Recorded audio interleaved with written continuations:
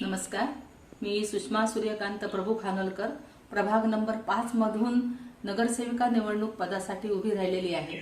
भारतीय जनता पार्टीने मागच्या वेळी सुद्धा मला निवडणुकीची संधी दिली होती आणि त्यावेळी सुद्धा मी काहीतरी काम करण्याचा, लोकांच्या प्रश्नांना भिडण्याचा प्रयत्न केला होता आणि आत्ताही आणि त्यानंतर सुद्धा मी सतत लोकांच्या संपर्कात राहून लोकांसाठी काही उपक्रम, प्रशिक्षण, आणखी काही त्यांच्यासाठीच्या वेगवेगळ्या जे उपक्रम असतात ते मी राबवण्याचा प्रयत्न केला।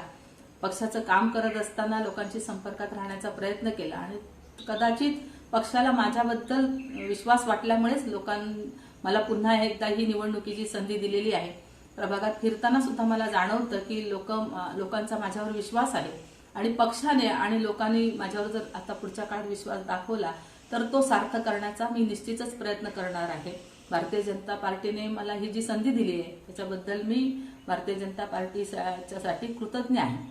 त्यापासूनच विद्यार्थी आंदोलनात सहभाग घेतलेला आहे, विद्यार्थी चळवळीत मी काम केलेलं आहे।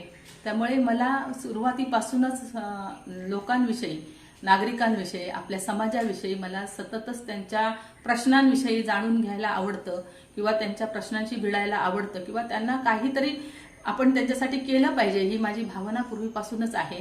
आणि त्यासाठी महिलांसाठी मी वकील असल्यामुळे कित्येक महिलांना मी त्यांच्यासाठी, त्यांच्या तळमळीने मी त्यांच्यासाठी काम करते, त्यांना सल्ले देते कायदेविषयक आणि महिलांसाठी मी काही त्यांच्या उपयोगी हस्तकौशल्याचे काही उपक्रम मी घेतलेले आहेत, प्रशिक्षण घेतलेली आहेत, योगासारखे कार्यक्रम घेतलेले आहेत। असे विविध कार्यक्रम मी लिनेस क्लबच्या माध्यमातून अध्यक्ष असताना सुद्धा मी त्यामार्फत सुद्धा घेतलेले आहेत। आरोग्य तपासण्या असतील, आरोग्य शिबिर असतील आणि याच्यातून मी सतत लोकांशी, नागरिकांशी मी सतत त्यांच्या संपर्कात आहे। संपर्कात असल्यामुळे मला काही कामं करणं हे सतत सोपं जातं आणि लोकांचा पण त्यामुळे माझ्याबद्दलचा विश्वास वाढीला लागलेला आहे। मी काहीतरी करू शकेन असं पण लोकांना सुद्धा मी आता भेटते, त्याच्यातून मला जाणवतं आणि तो विश्वास मी नक्की सार्थ ठरवीन।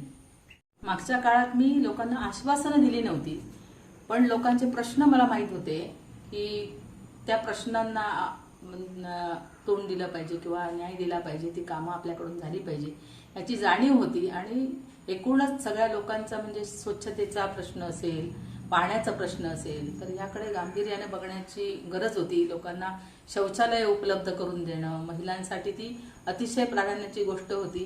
पहिल्या 3 वर्षात जरी काही नाही झालं तरी योगायोगाने आम्ही असताना मोदी सरकार निवडून आलं आणि अगदी पहिल्यांदाच सुरुवात झाली ती स्वच्छ भारत अभियानाला आणि त्यामुळे मला जे वाटत होतं की शून्य कचरा व्यवस्थापन झालं पाहिजे तर त्या शून्य कचरा व्यवस्थापनाला सुरुवात झाली। शौचालये लोकांना उपलब्ध झाली, 243 शौचालये बांधून पूर्ण झाली आणि नंतरच्या काळात फक्त एक राहिलेलं माझ्या प्रभागातलं एक जे काम आहे ते आज मला करायचं आहे ते म्हणजे मडकईकर आणि परोळीकरांच्या घरामधून जी जाणारी वाहळी आहे आणि त्याचं काम अर्ध झालेलं आहे, त्याचं सँक्शन झालेलं आहे आणि पुढचं काम अडवलं गेलेलं आहे। तर ते त्या लोकांच्या अगदी तीव्र भावना आहेत त्या बाबतीत, तर ते काम मी प्राधान्याने गटाराचं काम पूर्ण करणार हे माझा ह्या निमित्ताने प्रभाग नंबर 5 मधल्या लोकांना आश्वासन आहे।